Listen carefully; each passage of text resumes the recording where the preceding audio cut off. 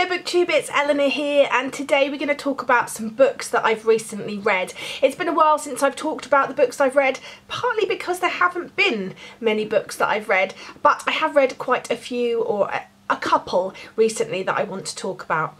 Before I talk about that, I just want to talk about some headphones. I was very kindly sent some headphones from a company called Studio. They're based in Sweden, and the idea behind the company is that they want to take headphones from just being a product that you use and a usable product to being something that's a bit more stylish, and in typical Swedish style they're very functional but also beautiful, and I was very kindly offered to pick some from their site, and I picked a pair called the Regent, and I've changed the sides. They come with changeable sides. These are brilliant. I'm probably shouting now. Anyway, these have been a godsend. If you don't know about me, I have tiny ears. Can you see? Can you see?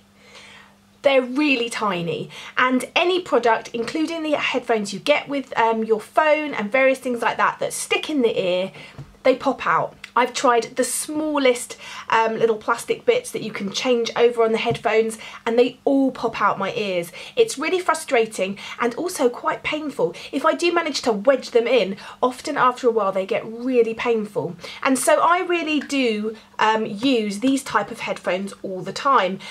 But it's quite frustrating because I haven't found a pair of wireless ones that I've really liked. So I'm always getting tangled up, and I like to listen to audiobooks in the car, and you might say, well, why don't you just listen to them generally in the car out loud?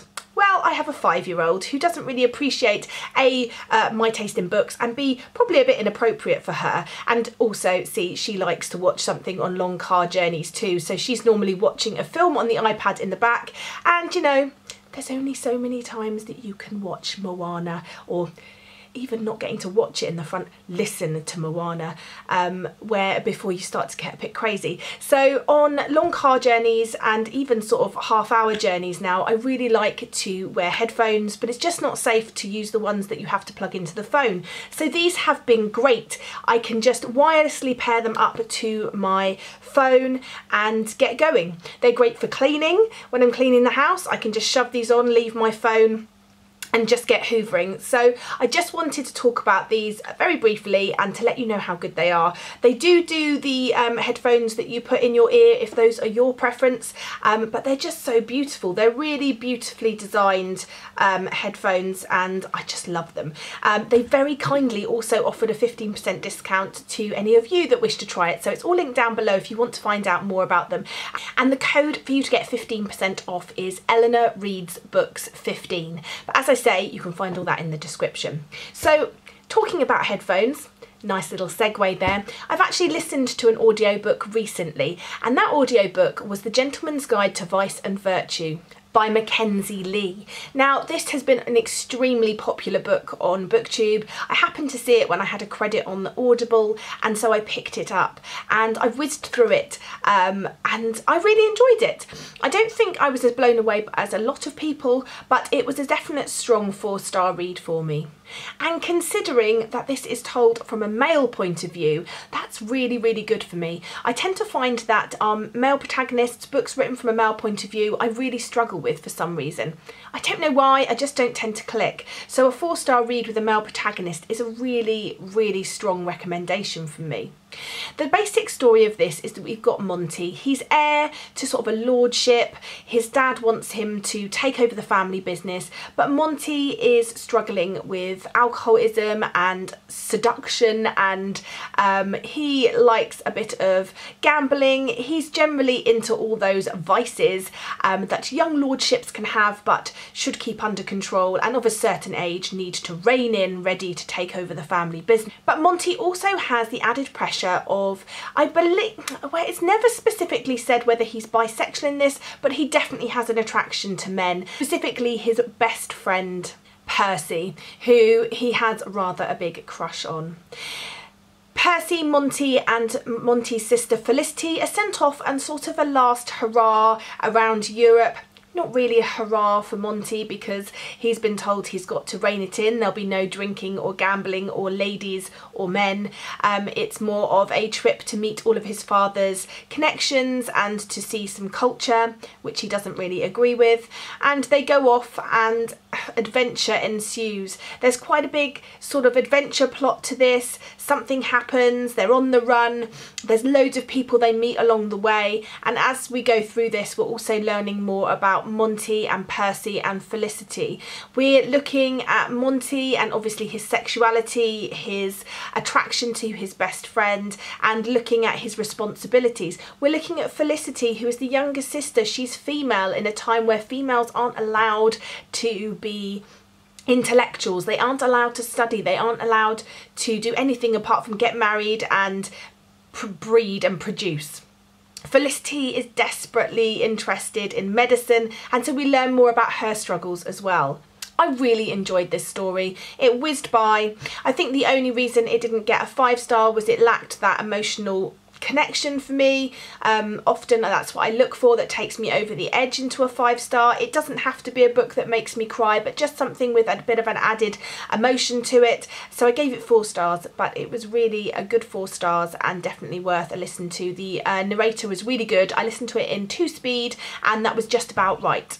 The next book I want to talk about is the book that you would have seen if you've watched my Page Habit unboxing, and that was Blackbird of the Gallows by Meg Cassell. This came, as I said, in my unboxing of the Page Habit box, and it comes annotated with post-it notes that are little notes from the author. I wanted to read this straight away because often I get books in book boxes and then I leave them for ages and they don't get read, and this one really piqued my interest. Often recently I've been moving away from YA fantasy. I felt that it's covering old ground, there's nothing much new, and I'm struggling with the sort of insta-love type plots, and just found it frustrating. Now this one does come with its own insta-love-ish plot, but it has a really interesting premise. Angie's a young girl, she's quite quiet, she hangs 2 best friends who are really into music alongside her. She has a bit of a hidden life as a DJ in a nightclub where she dresses herself up so no one knows who she is, and one day a boy moves next door.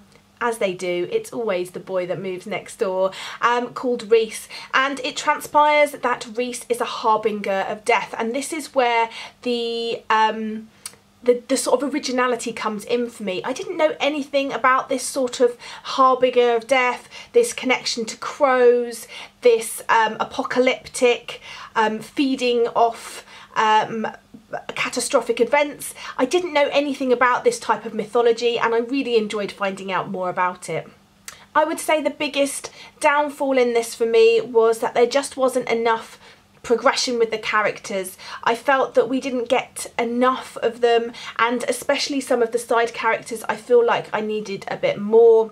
I didn't get that emotional connection. The story and the plot and the sort of adventure behind it I really enjoyed, but I just felt I needed more depth, and the insta-love instantly sort of took a bit of a point off for me, and so I really did enjoy it, but I gave it 3 stars. It's one that I would recommend, but not necessarily push into the hands of everybody that I know. So anyway, a good 3 stars. I'm really pleased I got it in the Page Habit box, and I'm looking forward to seeing what comes next in that box.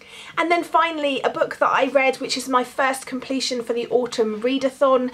I'm going to be reviewing it now because I'm not sure when I'm going to get time to sort of review all the books, because I'll be back at work next week. It's half term, I've got a week off, I've been doing some good reading, it's been very fortuitous. However, I want to talk about this as well because its release date is coming up really soon, in fact the 2nd of November, and that is The Beginning of the World in the Middle of the Night by Jen Campbell. Now this is a proof copy. I was lucky enough to be sent by Jen. It's a night proof because there was a night and a day proof.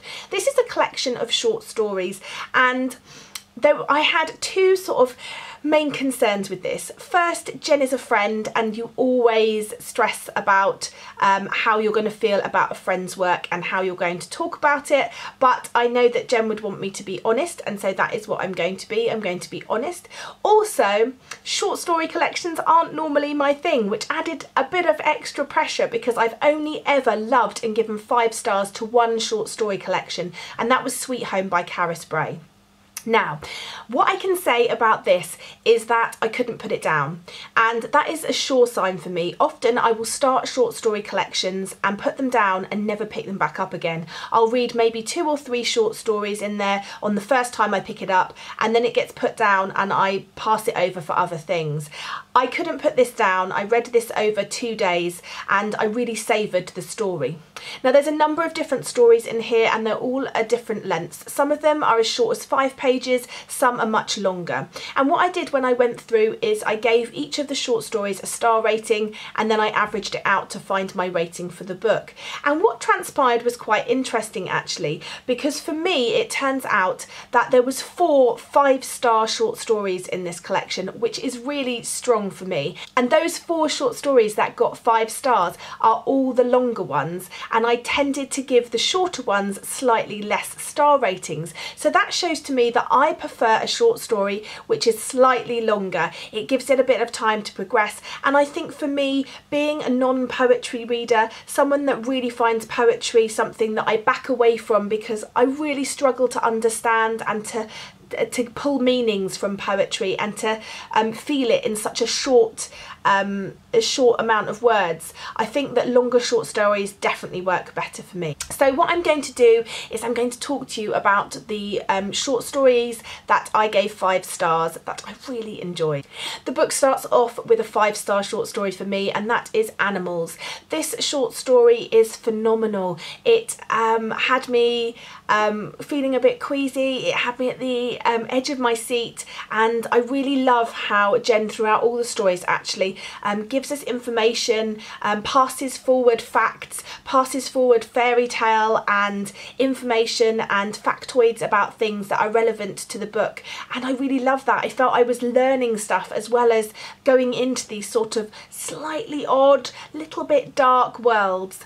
So this first story, Animals, is about a world where people can buy hearts on the internet, grown in a lab, and can put them into their bodies, and there's sort of certain traits that come with them. I won't say any more, but I just really loved the idea of that. Next was the title story, The Beginning of the World in the Middle of the Night. This was a beautifully written story. Simple in its characters, 2 characters, a husband and wife discussing a tree in the back garden in the middle of the night where neither of them can sleep. And it was beautiful, and I loved how it ended with a little bit of a twist, and yeah, a really powerful story and definitely one of my favourites. Next came Aunt Libby's Coffin Hotel. I loved this. It was quirky and a little bit odd and a little bit dark, about a hotel on a small island where people can go and sleep in coffins and sort of get themselves prepared for death. But the people that run it are a little bit sort of con artists, and we know, but it's they prey on those people that sort of don't really can't really get to grips with death and need that sort of escape and pretense that there is more. Maybe there is more, I don't know, but it was a really fun story. I liked the dark humour in this one, and then also the slight sinister end. And then my final 5-star read was Bright White Hearts, which is the final story in the collection. This is set in an aquarium, and I just loved it. I loved the animals that are discussed, the sea life. I went instantly and started Googling loads of different things to see what they looked like, and this idea of sort of getting extra cash at the aquarium and what they do for it, and I just thought this was beautiful. So I really loved this short story collection. It's not quite Sweet Home for me. It didn't get enough 5-star reads in there to get a full 5 stars, but this is definitely a 4 to 4.5 read, and I really love the fact that normally I come out of short story collections and I'm like, what? I don't get it, and I feel really stupid. In this one, there were moments where I wasn't sure that I clicked with the story, but those 5-star reads just left me with feelings. I had the feelings, man, and I really enjoyed it. So a really solid recommendation for me, 4 to 4.5 stars, definitely one to watch out for and to pick up, and I will definitely be picking up more of Jen's work in the future. So anyway, that's it from me. I've talked to you about 3 books that I've read recently, some wonderful headphones which I've been enjoying a lot. They're really good soundproof headphones, and don't forget the link down below if you fancy trying those out, and you can get the 15% off. I'll speak to you soon, and let me know what you've been reading recently. Bye for now, BookTube.